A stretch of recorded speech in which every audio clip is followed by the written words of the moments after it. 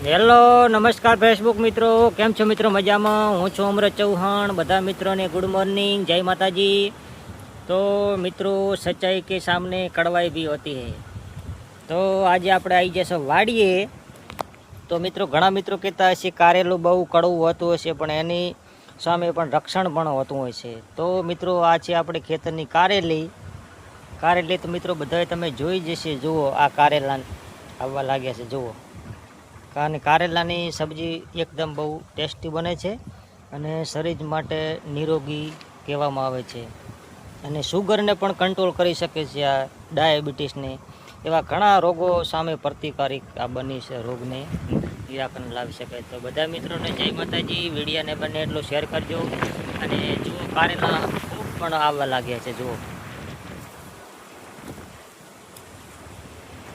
અને વિડીયોને follow, share, comment કરતા રહેજો. તો બધા મિત્રોને જય માતાજી.